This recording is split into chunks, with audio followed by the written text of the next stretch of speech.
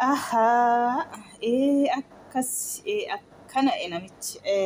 Assalamu alaikum warahmatullahi wabarakatuh. Ashama harka fuune akkam jirtan nagaa qabdanii fayyaa keessanii matteenaal ingidihi matteenaal indalammade akkuma argitanii namoonni gariin biyya arabaa yoo jedhanii waanuma bakka biyyoon isaallee warqii kana itti fakkaata jechuudha san beekneef. Wayin immoo waanuma ta'anii birriin illee gaduma waan biyya kanaatillee waanuma birrii se'anamni qallaalimatti ilaala biyya arabaa yoo jedhanii jechuudha. Maaliif dur jechuudha kunumti kuni ijoolleen firaa yoo wayyaa nuu erganii wayyaa nuu kennanii maal jechaa turre wallaahi isa dhugaatii anuma akkoo kana ufuma akkoo kana jechuudha. Uffata nuu kenninaan moofaa nuu kenniti moofaa akka kanaa asiyyuu jira moofaa akka kanaa oddanaayyuu bituu danda'a moofaa kana naa kenniti gizeen jedhe namaatiin gizeen akkas jedhee qaba jechuudha. Wallaahi isa dhugaa sirriitti wallaahi laati moofaa kana naa kenniti moofaan oddanaa jira hin jedhee jechuudha. Jechi ga'anii uffanni Itoophiyaa irra jiruuf uffanni addanaa jiru kuni waan isa biyya kanaa warqiidhanse waan hin beekneef jechuudha. Kanaafuu akkas jechaa ture jechuudha. Amma namni suni gammachuuf naa kennee moofama sanayyuu otoo na uwwate salbaajima sanayyuu otoo na uwwate mirga isaatiin danda'a. Garuu immoo na gammachiisuuf naa kennee ani immoo millaashiin koo maal ta'eere salbaajii kana yoo ta'e asiyyuu jira jedheen jechuudha. Salbaajii sana na uwwachuullee mirga qaba abbaan suni jechuudha. Kanaafuu yoo biyya teenyu amma dhufnee waan namichi gubaa namichi qammasnutti yoo biyya teenyu nutti hin fakkaatu jechuudha. Dhugaa wallaahi maali yoo ta'e nutti hin fakkaatu wallaahi. Kanaafuu maal jechuu barbaadeen amma tala kanatu diraamaa hojjetu garuu jechuudha. Nan deema jettee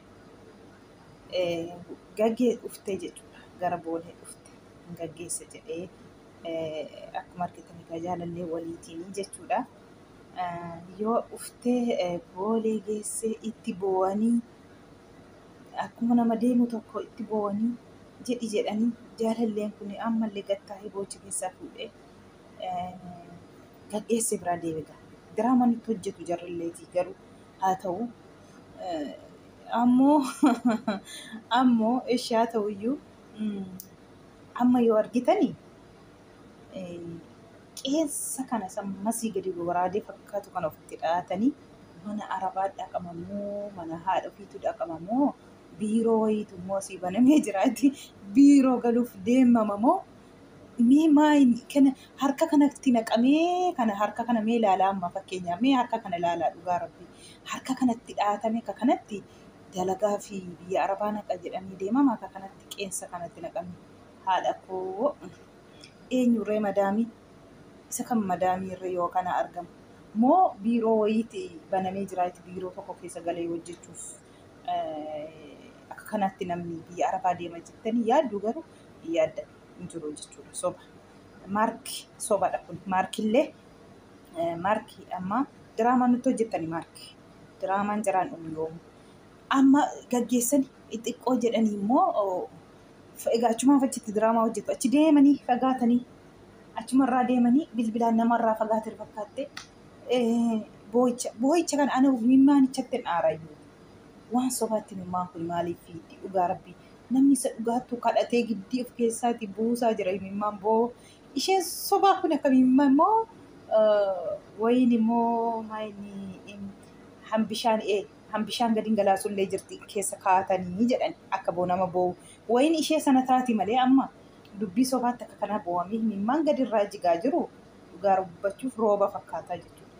Waan sobaatti mimmaa kana gizee akkas buustanii maan qaanoftanii maal jechuudha. Qaanoftanii yoo akkas boossanii boo'ichaaf ta'an duuba boo'ichaa yoo akkas taatan malee nama barsiistanii yoo boo'a malee. Kanaafuu maarkeetti maal taate egaa bilbila keessa agarsiisti dura walii galanii ka'aniitu. Deemaan jiru kootu sii jedha. Waan dubbii sobaa wallaahi akka isheen namatti waan sobaa nima beekamti mama afaanuma keessan irratti dhugaa rabbi dubbii soba inni ootullee akka fe'e yoo ta'e. Amma fiigee dhufee akkuma argitan kanatti rarramte shaanxichi immoo sammasii gidii kawwanu sayyu. Shaayyoon waa tokko keessa hin jiru qulqullumaa baraa. Isa kana gaa ammaatti maal taate asii na rakkisaa oolanii akkasuma godhaa oolanii inni paaspoortii koo fi maxxaawaqaan koo tokko miti maqaan jettee deebisteefi jechuudha. Maxxaawaqaan akkamitti baafatte of hin beektu yoo maxxaawaqaa kee fi paaspoora kee ilaalan maxxaawaqaa kee yoo sii baasan paaspoora jechuudha. Maxxaawaqaa kee sanarra ilaalaniiti sii baasu. Akkamiif maxxaawaqaa kee fi paaspoorri kee adda ta'e silumaayyuu paaspoortii qabattee deemtu sun kan namaati. Kan namaa fuutee deemaa jirta. Silumaayyuu deemaa hin jirtu. Inkijibiinaa sin kijibaatiin biyya balleessinaa. Maayyoo akkas taatan malee duraan gadi siniin citu. Akkuma argitan egaa achi keessatti na rakkisaa oolanii maatiin koo birrii baay'ee natti baasanii akkas godhanii anillee iddoo waan baay'ee baasee kanaan egaa kana nama kuruusa bareedaafis hin gammades maaliif akkas ta'e jedhees aara. Achi keessa na rakkisaa oolanii innasiif waan xiqqittii tokkoof jedhe waan xiqqittii tokkoof akkasuma godhan. Adeemsi maaliif hafte maaltu maal rakkina ta'ee jedha maarkiin immoo dhugaa seeti gaadha. Gamma waan namni dhugaa isaaniis fa'aa jedhuufi jechuu kooti. Argitanii amma waan namni garuu akkas jedhamu kana waan ogumaa isaa nama maal taate maal rakkinni hin deemtu jedhanii akkasitti na rakkisanii waliin argatu tokko miti achi waan si fakkaatu yuuniti kuni naan jedhanii akkasitti achi keessa naan galatataa oolanii jetteeti. Maarkiif immoo obboleettiin immoo fiiganii dhufanii egaa akka kana itti rarraate obboleettiin maarkii immoo shaanta qabate maalumaa deebitee jedha. Maalumaa deemte jedhee boo maalumaaf deebitee jedha. Maal jechuudha? Maali ati hin gammaddu sila maal hojii qabana gadhiisaa jettee isheen sitti maramte si bira deemtu boo'ichaan biyya balleessite. Ammoo isheen deebite immoo maaliif deebite jechuu maal jechuudha? Maaliif haa ta'uun? Maaliif akkas ta'e garuu? Kanaafuu akkuma argitan kana akkasitti mataa qabattee nama gaddeeru. Qeessicha mee ilaalaa kun mana nama madaamii keessa hojjechiisaare moo eenyutu madaamii haa ta'ure? Asitti nu rakkisuufi mamma jarri kun akkasitti quba ofitti naqanii qubee sammasii gidii kana ofitti dhahatanii qeensicha kanatti dhahatanii ofanii qarra'anii maannaa nagaduu dhufte moo abbaa mana narraa fudhachuu dhufte moo dalagachuu dhufte nuun jedhanii warra nutti warra miskiinatti barriin cufiin asiin sinachiiti nuuroo keessan bashabashtanii akka barbaaddan biyya keessan keessa hin gala'aa jirtu. Kana muudii nutti hin qabeena kootu nyaatta baallata hin jiru gaanni. Kanaafiyyuu akka kanaanii namatti diraamaa hindii hojjetaa jiru. Diraamaa hindii amma addunyaa muluu beeka jechuudha. Diraamaa hindii waa tokko dubbatan maal jedhu diraamaa hindiiti jedhu. Diraamaa hindiin tokkoffaa beekamaan diraamaa hindiiti mitiire. Jarri kun illee diraamaa hindii hojjetaa jiru jechuudha. Akka kanaanii boolee deemtee akka nama biraa deeme fakkaatanii deemanii immoo achuma ta'anii nu deemsisuu didanii nuun galata ta'anii maqaan gara biraa ta'ee maa of allaalamee jira gisee baafatamu. Ammareef dubbisa maarkii moo ammareef iyyuuti dubbisa sayi paaspooricha waan jedhu akkamii jedhe dhugaa rabbi. Akkana namichi kanaaf iyyuuti diraamaa keessan achitti godhaa tokkofaatu isheen gaariitti jettee egaa boo'anii biraa deeman tokko maal baastee fi walaloo baastee fi jechuudha. Intala kanaaf walaloo walaleessitee fi gan deemte seetee miskiinitti wallaahi walaloo walalleessitee fi jechuudha. Intala tokko argee isa isheen deemte isa isheen boossu sana boossi akka jannaati jannaa maali jetteeti walaleessitee fi yaa habiibti maal walaleessite isheen diraamaa sitti hojjette Finfinnee keessa olii gadadi bashannanaa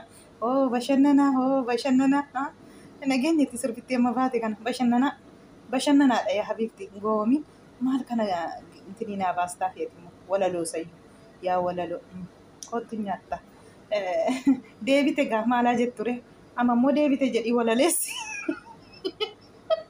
deebite jedhii naa walaleesse gaama. Sila deemte jettee walaloo kanatti galaasaa oolte amma deebitee jedhiiti walaleessi. Akkasiin egaa maarkiin diraamaa nutti hojjetanii haa galatoomanii diraamaa isaa hojjetanii Inni kaan immoo dhuguma see gariin immoo isheen bahi jettee dubbistee deemtu wallaahi ijoollee baay'eetu boo'ee dhuguma see jechuudha. Jarri isaan diraamaa hojjetanii isaan akkattiin har'a guyyaa tokkotti dura haayilii kutuu barbaadan hin beekan. Gariin akka doraalitti mi'oofteetu hin beekanii. Doraal daqiiqa keessatti akka isheen kutamtuuf waan kabbaadii hojjetu jarri jechuudha. Inni kaan immoo dhuguma seeti boo'a. Maarkis lallee hin deemsisne sobaniiti namumatti agarsiisuuf fakkeessumaa fi namni haa daawwachuuf malee deemaa hin jirtu. Deemtees hin jirtu. Dhibbatti jechuudha. Otoo deemtitee akkaataa mana arabaa hin beekaman mitiire saayinii qeensa kanatu saayinii dhiqamoo qeensa kanatu wayyaa miiccamoo akkamiin Finfinnee keessayyuu sababa qeensaa fi ijoolleen tuuriin baay'een sababa qeensa kanaaf uffata sarraateenyaa miiccaa jedhan tokko. Nyaata sarraan nyaatu hojjetaa fi jedhan lama. Achumaa fuudhanii waxii warra buufatanii nyaachuudha malee uffata miicuun hin jiru. Sababni isaa maaliif jennaan sababa qeensa kanaafidha jedhan.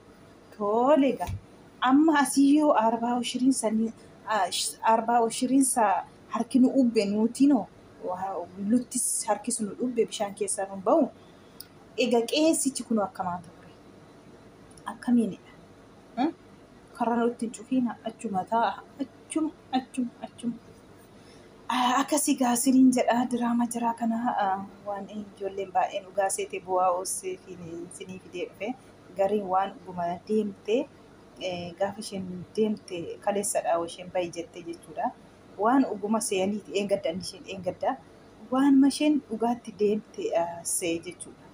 Ijoollee namni baay'ee garuu miti isaan agarsiisuuf malee deemsas miti. Kana namni deema jedhee yaadu. Deemti jedhee waan ishee deemsisullee miti. Isheen akkuma namni tokko nama utuubiitiin akkuma maarkii utuubiitiin jiraatti. Jireenya ishee gaarii jechuudha. Nama daawwata. Kanaafuu dubbii sobaa uummata maaliif akkasitti garaa raastu? Rabbiin sinaa qayeeshu itti fufa.